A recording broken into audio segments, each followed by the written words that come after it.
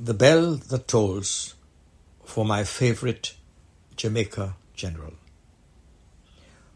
When I was reading history at the Mona campus of the University of the West Indies, attached to Block A of Chancellor Hall, the Gibraltar bell was highly treasured as a possession. It once called the Catholics at the university to Mass. It was celebrated in a wooden hut for a chapel, a relic of the days during World War II, when hostility between the British and the Germans and Italians escalated to daily bombardments, necessitating evacuation from Gibraltar of groups of civilians to the island colony of Jamaica. The Jamaicans welcomed and cared for thousands of Gibraltarians, including Jewish families. Gibraltar was then one of the few countries where Jews were accustomed to bells in synagogues. However, prior to World War II, there was a similar Jewish synagogue in Buchan, Württemberg, Germany, that was built with a well encased in a ridged turret on the roof. It didn't augur well that it was targeted by anti-Semites and set on fire in November 1938. It burned to the ground, a taste of the horrible things that would come under the Fuhrer.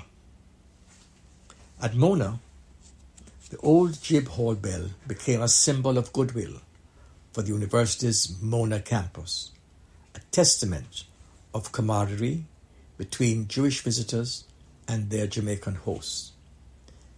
The campus was abandoned after the war, and when a site for the University of the West Indies was required, the wooden buildings were transformed to accommodate students and faculty of the new college.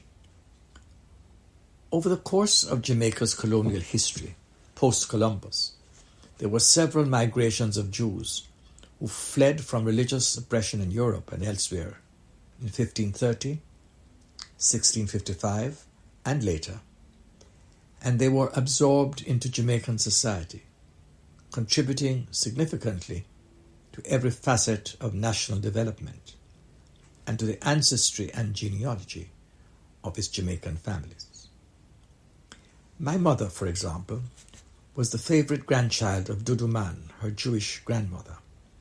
Similarly, my father and grandfather had close ties with the matriarch of the Gordon family. My great-grandmother, Joanna Soares, was the daughter of a Jewish furniture maker in Spanish Town. When she became seriously ill in her later years, they hurriedly left Panama to be at her bedside. Powell's family was also influenced by their relationship with Jewish families in the South Bronx. In an address to the World Jewish Institute, Powell recalled that in 1948, all his neighbors erupted in celebration when Truman declared the establishment of the State of Israel. He was 11 then. I was 9. And his reliance on the kindness of a Jewish family continued, and when he was 14, he was employed by Sixers, juvenile furniture store, learning the trade and also learning Yiddish. The Yiddish came in very handy when he became a 4-star general and the top diplomat of the United States. He learned to believe in peace and an exacting work ethic. But he believed most of all in family loyalty and patriotism, and he was honored for doing so. I met Vernon Meikle, his cousin, when I went to KC, and I learned of the general's progress in the army and his frequent contacts with his Jamaican family. Later in life, when Vernon and I were at Exxon together, I gained further knowledge of the depth of his affection for the far-flung family members in rural Jamaica. When, decades later, Vernon's wife died, it was the Secretary of State for the United States of America that made his way to our little island to participate in the funeral ceremonies at Stella Maris Catholic Church. I was sitting 25 feet from Secretary Powell as he stood at the lectern to read the lesson, and I had the opportunity to take stock of the sincerity with which he consoled his cousins and in-laws. There were other relatives at the repast that told us quietly of the several occasions that Powell would suddenly appear to check on how family members were faring and to share Jamaican country cooking with them. From first-hand reports, his close family and those fortunate enough to know him, everyone loved, respected, and trusted him. His Jamaican and Jewish circles seem to have played a special role in his prevailing equanimity while he served in high office. They made it worth his while to persevere in the face of implausible decision-making pressures.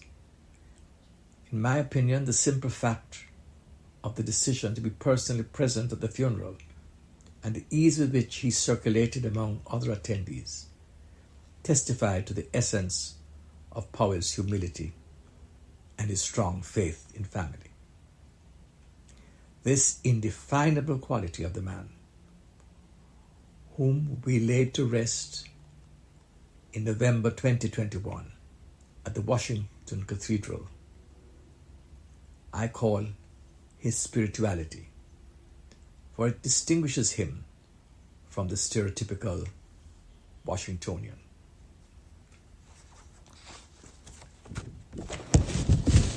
Pernicious mistakes don't just happen. They are consequences of actions by men of great power, persuasive authority, and unblemished credibility. But it takes a decent man that is outstanding in courage to admit responsibility. So for me, General Colin Powell literally sacrificed his career on the altar of loyalty to his commander-in-chief and to the American victims of 9/11 who hungered for reprisal.